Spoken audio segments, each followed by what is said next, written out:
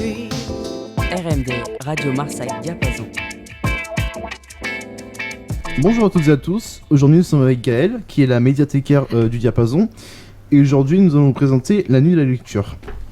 Donc nous sommes avec Johan, qui est président de la Tech. Bonjour. Nous sommes avec Elodie, qui est membre.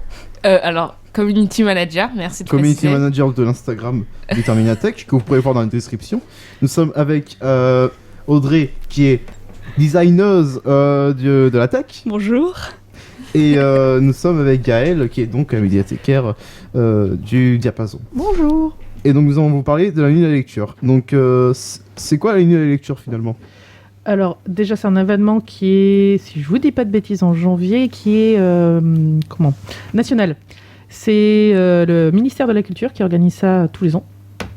Et donc, c'est pour promouvoir les médiathèques d'une façon un peu différente. Il y a un thème à peu près qui est choisi à chaque fois.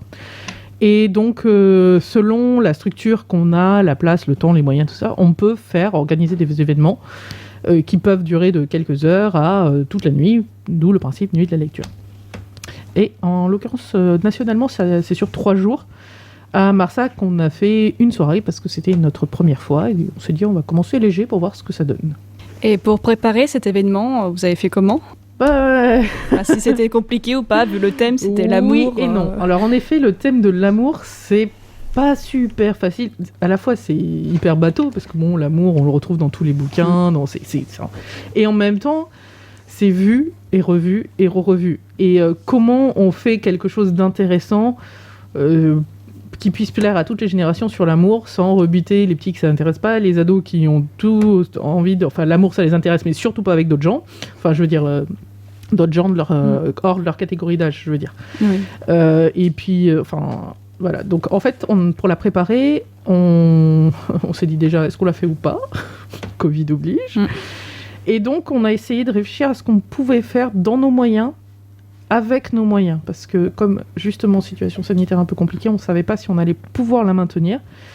Et donc, on s'est dit, on va faire des petites animations avec ce qu'on a, sans trop de budget, et donc et pour tous les âges. Donc on a fait comme ça, et donc on a proposé quelque chose pour les tout petits avec très classique de lecture d'albums, où on a été chercher des albums avec des amoureux, mais aussi pas que de l'amour un garçon et une fille. On a été chercher un peu plus large.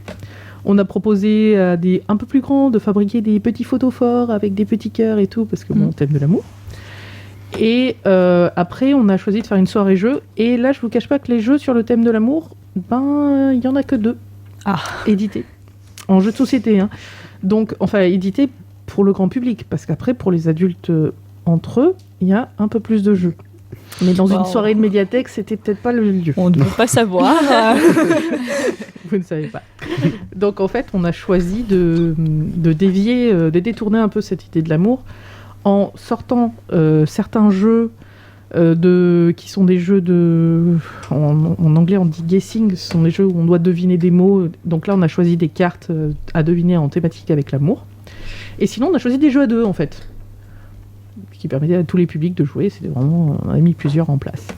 Et en fil rouge, on avait un petit cadre photo pour faire du selfie dans un cœur, et des petits mots d'amour écrits par les gens. Et pour la soirée on a pu voter sur ces petits mots.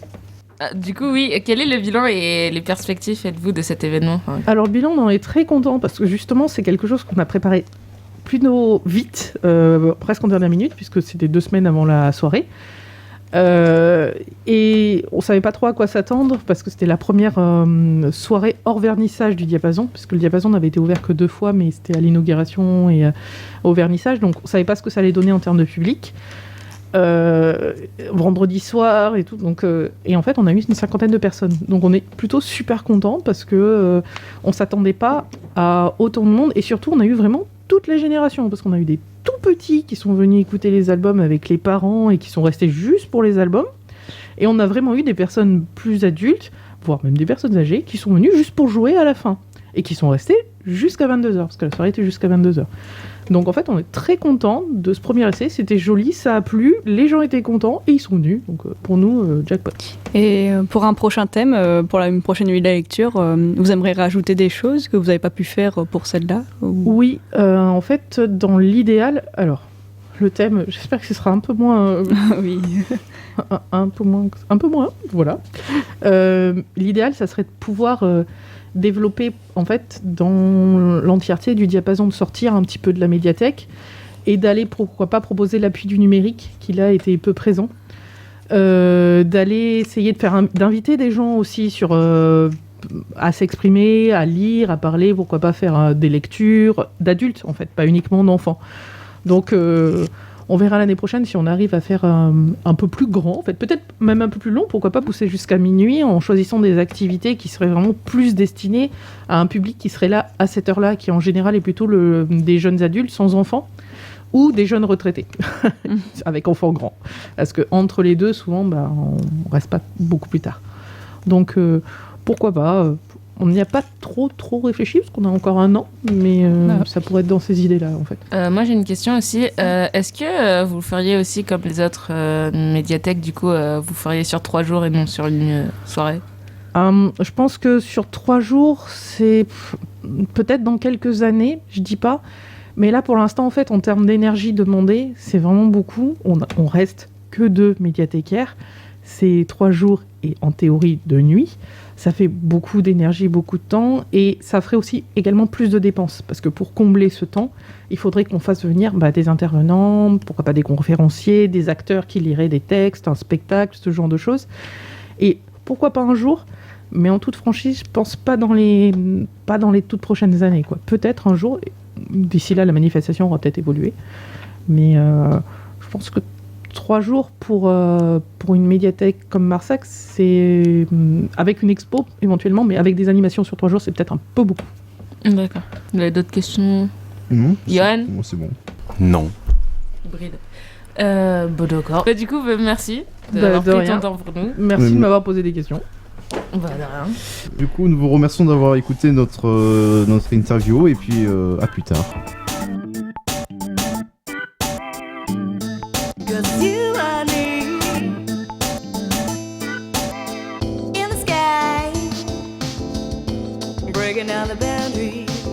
RMD, Radio Marseille Diapason.